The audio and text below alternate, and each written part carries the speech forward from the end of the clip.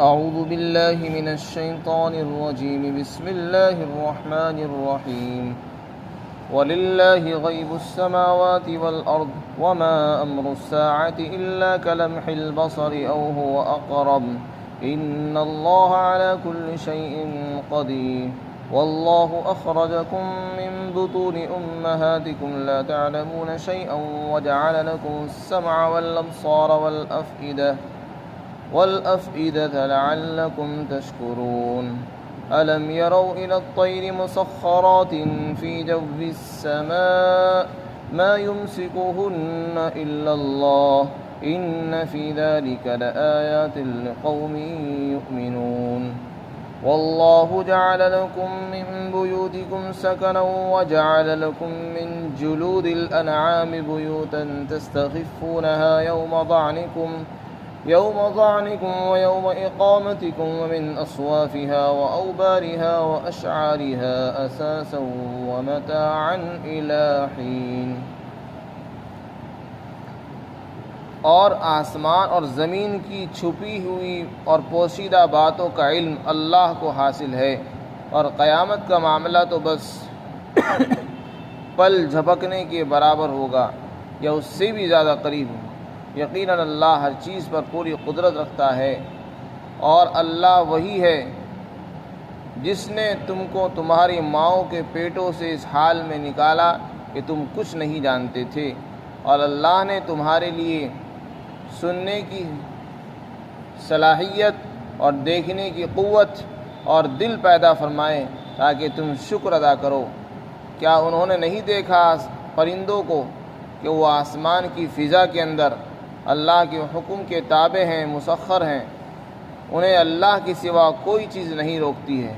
یقیناً اس میں بھی نشانیاں موجود ہیں ایمان لانے والے لوگوں کے لیے۔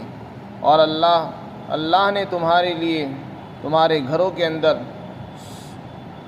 رہنے کی جگہ بنائی اور سکون کی جگہ بنائی ہے، اور تمہارے لیے چوپاؤں کی کھالوں سے اللہ نے گھر بنائے ہیں، تم انہیں ہلکا پاتے ہو اپنی کوچ کے دن اور قیام کرنے کے دن، اور جانوروں کی اون سے اور اونٹ کے بالوں سے اور دوسرے جانوروں کے بالوں سے اللہ نے گھر کے سامان بنائے، اور بہت سے فائدے کی چیزیں بنائی ہیں جو ایک وقت تک فائدہ دیتی ہیں۔ اس سے پہلی آیات میں باطل خداؤں کی تردید تھی، اور ان کو باطل ثابت کیا گیا تھا، اور یہ بتایا گیا تھا انہیں کوئی اختیار حاصل نہیں ہے، ان کو اللہ کے برابر قرار دینا یہ سراسر ناانصافی ہے۔ اب اس آیت شریفہ میں جب یہ بات معلوم ہو گئی کہ اللہ ہی کامل قدرت والے ہیں اور اللہ ہی حقیقی معبود ہے، اس آیت شریفہ میں اللہ تعالیٰ نے اپنے کمال علم کو اور کمال قدرت کو ثابت فرمایا ہے۔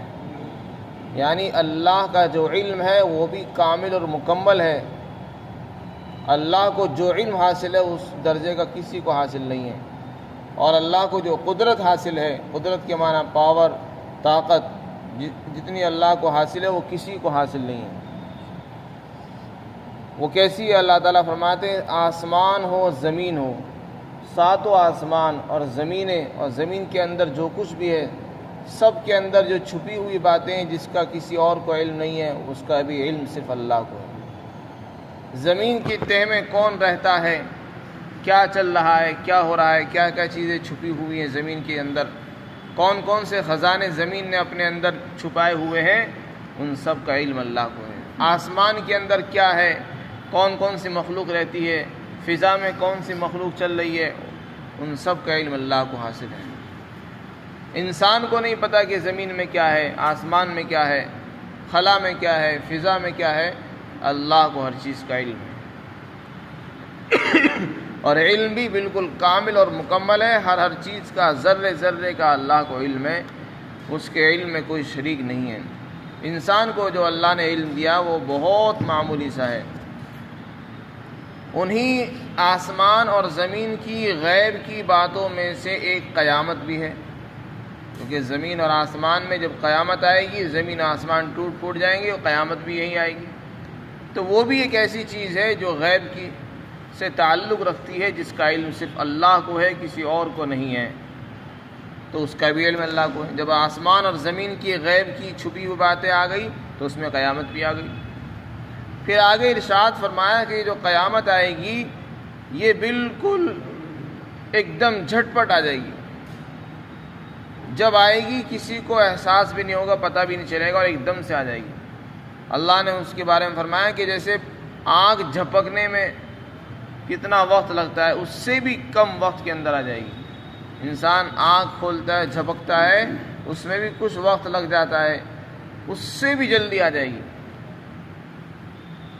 یعنی انسان کھڑا کا کھڑا رہ جائے گا، جو خرید و فروخت کر رہا ہوگا وہ بازار میں خریدتا ہی رہے گا، اتنے میں قیامت آ جائے گی۔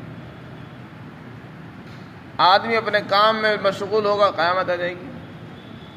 ایسا نہیں ہوگا کہ پہلے سے کوئی اطلاع آ رہی ہوگی کہ آج قیامت آئے گی، نہیں، اچانک سے آئے گی۔ تو وہ کب آئے گی اس کا بھی علم اللہ کو حاصل ہے۔ پھر آگے اللہ تعالیٰ فرماتے ہیں اللہ کو ہر چیز پر پوری قدرت ہے، اس میں قدرت کا بیان کیا ہے۔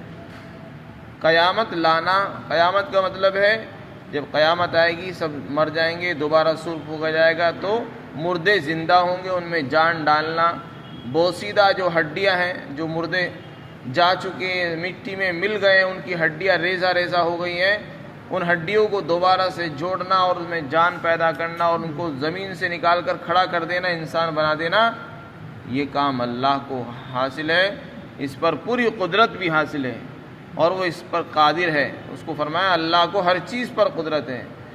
تو مشرکین اور ایمان نہ لانے والے اس کو محال اور ناممکن سمجھتے ہیں، وہ یہ سمجھتے ہیں کہ ایسے کیسے ہو جائے گا؟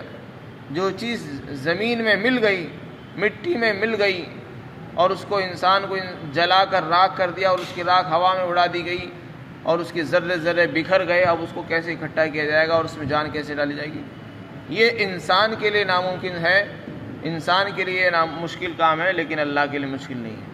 اللہ اس کی ذروں کو اکٹھا کرنے پر قادر ہے، اس میں جان ڈالنے پر بھی قادر ہے۔ تو قیامت کا مطلب ہے نفخہ ثانیہ، یعنی مردوں کے اندر جان پیدا کرنا، بعث بعد الموت، دوبارہ زندہ کرنا، اس پر اللہ کو پوری قدرت حاصل ہے، اس میں کسی کو شک کی گنجائش نہیں۔ تو اس میں اللہ کا کمال علم بھی آ گیا، کمال قدرت بھی آ گئی۔ پھر آگے اللہ نے اپنے انعامات گنوائے، بندوں پر احسان جتلایا کہ دیکھو میں نے تم پر یہ احسان کیے، یہ انعامات کیے، اور یہ سب میرے احسانات ہیں۔ ان سب کا تقاضا یہ ہے کہ تم اللہ کے سامنے جھک جاؤ، اللہ کے حکم کے آگے سر جھکا لو۔ جب اللہ کا حکم آئے فوراً لبیک کہہ دو، اللہ کے حکم کو مت ٹھکراؤ۔ اذان کی آواز آئے فوراً مسجد میں آ جاؤ۔ وہ کون کون سے انعامات ہیں؟ اللہ تعالیٰ نے سب سے پہلے فرمایا کہ اللہ نے تمہیں تمہاری ماں کے پیٹ سے نکالا اس حال میں کہ تم کچھ بھی نہیں جانتے تھے۔ سب سے پہلی چیز تو یہ کہ انسان دنیا میں آنے سے پہلے کچھ نہیں تھا، نہ کوئی جانتا تھا، کوئی چیز نہیں تھی، بالکل معدوم تھی۔ دنیا میں اللہ نے اس کو پیدا فرمایا اور اس پیدا کرنے میں ایک لمبا زمانہ گزرا ہے۔ پہلے وہ ایک ناپاک قطرہ تھا، پھر اس سے اللہ تعالیٰ نے اس کو گوشت کا لوتھڑا بنایا، پھر اس کے اندر اللہ تعالیٰ نے اس کو اندر ہڈیاں بنائی، اور پھر اس کو جو ہے اللہ تعالیٰ نے جان پیدا فرمائی، اس سے ہاتھ پیر بنائے، آنکھ ناک کان بنائے، اور اس طریقے سے وہ انسان بنا۔ بڑی مشکلات کے بعد وہ دنیا میں آیا، اور جس وقت وہ دنیا میں آتا ہے اس وقت اسے کچھ نہیں پتا ہوتا میں کہاں ہوں، میں کیا کر رہا ہوں، کوئی معلومات نہیں ہوتی۔ اس سے پتہ چلا انسان کو جو علم ملا ہے وہ اس کا اپنا ذاتی ہنر نہیں ہے، نہ ذاتی کمال ہے۔ کوئی آدمی یہ کہنے لگے یہ علم میں نے سیکھا ہے اور میں نے حاصل کیا ہے، یہ اس کا کمال نہیں ہے، یہ اللہ کا کمال ہے۔ ہمیں جو کچھ بھی علم ملا ہے یہ ہمارا کچھ نہیں ہے، یہ اللہ کا ہے۔ اگر ہمارا اپنا ہوتا تو اس وقت ہوتا جب ہم پیدا ہوئے تھے۔ اللہ فرماتے جس دن تم دنیا میں آئے تھے اس وقت تمہیں کچھ بھی پتہ نہیں تھا، تمہیں کچھ بھی علم نہیں تھا۔ اب جو کچھ ہم دیا ہے وہ ہم نے دیا ہے۔ چنانچہ جب انسان دنیا میں آتا ہے تو اللہ تعالیٰ بغیر کسی استاذ کے، بغیر کسی معلم کے، بغیر کسی ذریعے کے انسان کو کچھ باتیں سکھاتے ہیں۔ اور کیسا نظام ہے! اللہ نے سب سے پہلے بچے کو رونا سکھایا، جب دنیا میں بچہ آتا ہے اس کو رونا سکھا دیتے ہیں۔ رونا اس کا ایک الارم ہے، بچہ روتا ہے اس سے بھوک کا پتہ چلتا ہے ماں باپ کو، اس کو بھوک لگ رہی ہے، پیاس لگ رہی ہے، اس کو کوئی تکلیف ہے، سردی لگ رہی ہے، گرمی لگ رہی ہے، اسے تکلیف ہو رہی ہے، اس کو بخار ہو رہا ہے، کوئی بھی بات ہو وہ زبان سے کہہ نہیں سکتا، کسی کو بیان نہیں کر سکتا اپنی بات، بھوک پیاس بیان نہیں کر سکتا کیونکہ اس کو بولنا نہیں آتا۔ بس اللہ نے اس کو ایک رونے کی چیز سکھا دی، اور رونا اس کے لیے ایک ایسی چیز ہے کہ ہر ضرورت پورا کرنے کے لیے والدین فوراً متوجہ ہو جاتے ہیں۔ والدین اپنے کام کر رہے ہیں، ماں اپنے کام میں مشغول ہے، بچے کی رونے کی آواز آتی، فوراً اس کی طرف چل دیتی کہ میرا بچہ رو رہا ہے، اس کا مطلب اس کو کچھ چاہیے، وہ کچھ مانگ رہا ہے، اس کو بھوک لگ رہی ہے، پیاس لگ رہی ہے، کچھ درد ہے، تکلیف ہے اس کو، یا سردی گرمی لگ رہی ہے، تو ایک الارم ہے، ماں باپ فوراً متوجہ ہو جاتے ہیں۔ تو یہ رونا کس نے سکھایا اس کو؟ اللہ نے سکھایا۔ پھر بچہ دنیا میں آ گیا، اسے پتہ نہیں میری غذا کہاں ہے، اللہ نے اس کو بتا دیا کہ ماں کی چھاتیوں میں تیری غذا ہے، اور اسے کیسے حاصل کرنا وہ بھی سکھا دیا کہ اپنے جبڑوں سے اور اپنے منہ سے اس کو چبائے اور اس سے اس کی غذا حاصل ہو جاتی۔ ورنہ کون ہے جو استاد ہے جو اس کو یہ چیزیں سکھا رہا ہے؟ اللہ فرماتے جب تم دنیا میں آئے تمہیں یہ بھی پتہ نہیں تھا، یہ ہم نے سکھایا ہے۔ پھر اس طریقے سے انسان بڑا ہو جاتا ہے، بڑا ہونے کے بعد پھر اس کو علم کے کچھ اللہ نے ذریعے بنائے ہیں۔ اللہ تعالیٰ فرماتے ہم نے تمہیں 3 چیزیں عطا فرمائی ہیں۔ ایک آنکھیں دی ہیں، سب سے پہلے فرمایا کان دیے ہیں جس میں اللہ نے سننے کی صلاحیت رکھی ہے، آنکھیں دی ہے جس میں دیکھنے کی صلاحیت ہے، اور دل دیا ہے جس کے اندر غور و فکر کی، سوچنے سمجھنے کی صلاحیت اللہ نے رکھی ہے۔ یہ تینوں چیزیں کیا ہیں؟ علم حاصل کرنے کے راستے اور ذریعے ہیں۔ انسان جو بھی معلومات حاصل کرتا ہے یا علم حاصل کرتا ہے، بڑا ہونے کے بعد انہی تینوں سے حاصل کرتا ہے۔ اگر کسی کے پاس کان نہیں ہے تو اسے پتہ ہی نہیں چلے گا کون مجھ سے کیا کہہ رہا ہے، کون مجھے کیا سکھا رہا ہے، قرآن مجھ سے کیا کہہ رہا ہے۔ نہ قرآن کی بات اس کے کان میں پڑے گی، نہ حدیث آئے گی، نہ کسی استاذ کی بات سمجھ میں آئے گی اس کو۔ آنکھ نہ ہو تو اس کو پتہ نہیں چلے گا دنیا میں کیا ہے، دنیا میں اندھیرا ہے، روشنی ہے، دنیا کیسی ہے، اسے کچھ نہیں پتہ چلے گا۔ تو کان سب سے زیادہ، علماء نے لکھا ہے سب سے زیادہ معلومات انسان کو جو حاصل ہوتی ہے وہ کان کے ذریعے سے حاصل ہوتی ہے۔ انسان سنتا ہے، لوگوں سے سنتا ہے، پھر اس کو معلومات حاصل ہو جاتی ہے۔ اسی طرح علم کا ایک دوسرا ذریعہ ہے آنکھ۔ کچھ چیزیں ایسی جو انسان دیکھتا ہے اور معلومات حاصل کرتا ہے، علم حاصل کرتا ہے۔ پھر اپنے کانوں سے سنی ہوئی چیزوں کو اور آنکھوں سے جو چیزیں اس نے دیکھی ہے، ان تمام چیزوں میں انسان غور و فکر کرتا ہے، دل میں سوچتا ہے، پھر اس سے بھی اس کو کچھ اور چیزیں معلومات حاصل ہو جاتی ہیں۔ تو یہ علم کے 3 راستے بھی اللہ نے بنائے ہیں۔ اس سے پتہ چلا انسان کو جو علم ملا وہ اللہ کے واسطے سے ملا۔ یہ 3 راستے نہ ہوتے تو علم کہاں سے آ جاتا؟ تو علم جو ہے وہ ہمارا ذاتی کمال نہیں، بلکہ کوئی بھی چیز انسان کا ذاتی کمال نہیں۔ انسان کو جو ہنر ملا ہے وہ اس کا ذاتی کمال نہیں ہے، سب کچھ اللہ کا دیا ہوا ہے۔ تو اللہ تعالیٰ فرماتے ہیں یہ سب چیزیں ہم نے اس لیے دی تاکہ تم شکر ادا کرو۔ ہوتا یہ ہے انسان جب دنیا میں آتا ہے اسے کچھ پتہ نہیں ہوتا، جب ذرا سا بڑا ہو جاتا ہے اسے کچھ آ جاتا ہے، لکھنا پڑھنا جہاں آ گیا تو وہ آکڑ میں آ جاتا ہے اور اللہ کو بھی بھول جاتا ہے، اور بڑوں کو، استادوں کو بھی بھول جاتا ہے۔ نہ بڑوں کا احترام باقی رہتا ہے، نہ چھوٹوں کی شفقت باقی رہتی، بس وہ اپنے آپ کو ہی سب کو سمجھ جاتا ہے، وہی سمجھتا ہے بس یہ سب کچھ تو میں نے کیا۔ اللہ تعالیٰ اس میں دعوت دے رہے ہیں کہ انسان علم حاصل کرنے کے بعد اپنے خالق کو نہ بھولے، اپنے معلم اور استاذ کو نہیں فراموش کرنا چاہیے، جس نے ان کو علم دیا ہے اس ذات کو نہیں بھولنا۔ یہ سب چیزیں ہم نے تمہیں دی ہیں اور ان راستوں سے دی ہیں۔ انسان ذرا سے دیر کے لیے غور کر لے، اگر اس کے پاس کان نہ ہوتے، آنکھیں نہ ہوتی تو کیسے وہ بن جاتا، کیسے ڈاکٹر بن جاتا، وہ کیسے انجینئر بن جاتا، کیسے حافظ اور قاری بن جاتا، جب اس کو زبانی نہ ہوتی، بولنے کی صلاحیت نہ ہوتی، سننے کی صلاحیت نہ ہوتی، دیکھنے کی صلاحیت اس کے بعد نہ ہوتی تو کیسے پڑھ لیتا وہ؟ اور یہ صلاحیت کس نے دی؟ وہ ہم نے دی۔ تو اللہ فرماتے ہیں اللہ نے تم کو تمہاری ماں کے پیٹ سے اس حال میں نکالا کہ تم کچھ نہیں جانتے تھے، اور تمہارے لیے اس نے کان پیدا فرمائے، آنکھیں پیدا کی ہیں اور دل بنائے ہیں تاکہ تم شکر ادا کرو۔ اسی طریقے سے دوسری آیت شریفہ میں اللہ تعالیٰ نے فرمایا، اپنے انعامات کو ذکر فرمایا، قدرت کو ذکر فرمایا کہ دیکھو کیا یہ لوگ جو اللہ کا انکار کرتے ہیں یہ آسمان میں فضا میں نہیں دیکھتے؟ آسمان اور زمین کے بیچ کا جو حصہ ہے وہ فضا کہلاتا ہے، اس سے اوپر کا جو حصہ ہے وہ خلا کہلاتا ہے۔ فضا جہاں پر ہوا ہوتی ہے اور پرندے اڑتے ہیں یہ فضا کہلاتی ہے۔ تو اللہ فرماتے ہیں اس فضا کے اندر یہ پرندوں کو اڑتے ہوئے نہیں دیکھتے۔ پرندوں کو کس نے روکا ہے؟ انسان کہتا ہے کہ وہ تو اپنے پروں کی وجہ سے رکے ہوئے ہیں، نہیں، پروں کی وجہ سے نہیں رکے ہوئے ہیں، ان پروں کے اندر بھی اللہ نے، وہ پر بھی اللہ نے دیے اور پروں کے اندر یہ صلاحیت بھی اللہ نے پیدا کی کہ وہ رکے ہوئے ہیں۔ بلکہ بعض مرتبہ ایسا ہوتا ہے پر بھی ہوتے ہیں پھر بھی نہیں رک پاتے اور نیچے گر جاتے ہیں۔ اسی طرح ہوائی جہاز ہے، ایک زمانہ ایسا گزرا جب ہوائی جہاز نہیں تھے، کچھ نہیں تھا، آسمان میں اڑنے والی کوئی چیز نہیں تھی۔ اب اللہ نے اس کو دماغ دیا انسان کو، اس نے اپنے دماغ کا استعمال کیا اور پھر ایک ایسی چیز بنا دی جو ہوا میں اڑتی ہے۔ تو اگر آپ کہیں کہ نہیں وہ ہوائی جہاز جو ہے وہ اس لیے اڑ رہا ہے کیونکہ اس کے پاس جو چیزیں اس میں بنی ہوئی ہیں، بھاپ ہے اور اس میں جو چیزیں اللہ تعالیٰ نے بنائی ہیں اس کی وجہ سے وہ آسمان میں رکا ہوا نہیں۔ بعض مرتبہ ایسا ہوتا ہے کہ حادثہ پیش آ جاتا ہے، پائلٹ بھی ہوتا ہے وہ بے قابو ہو جاتا ہے اور ہوائی جہاز نیچے گر جاتا ہے۔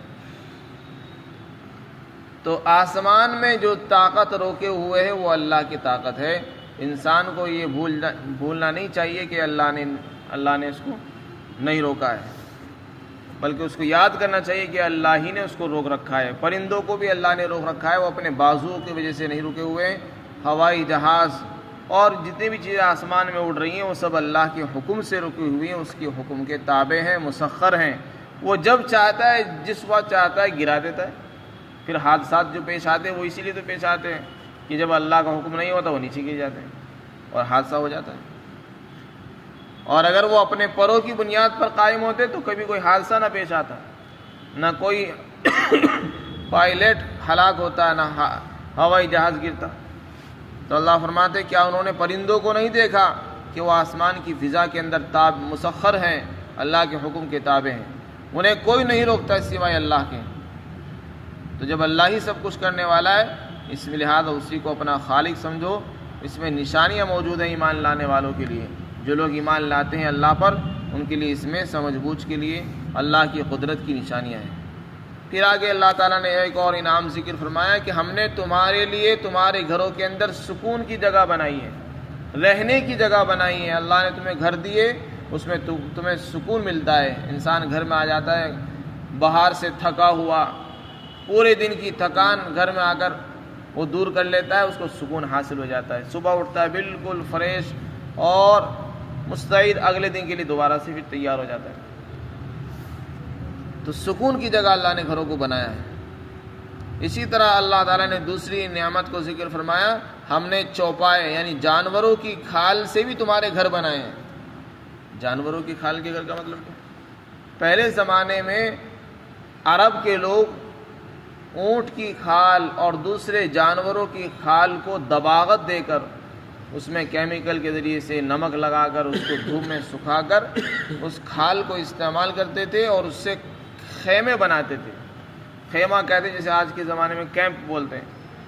تو وہ اس کی کھال کو اپنے پاس رکھتے تھے، سفر کرتے تھے، سفر کے دوران جب چاہتے جہاں چاہتے ٹھہر جاتے اور بانس وغیرہ کے ذریعے وہ گاڑتے اور پھر اس پر خیمہ بنا لیتے تھے۔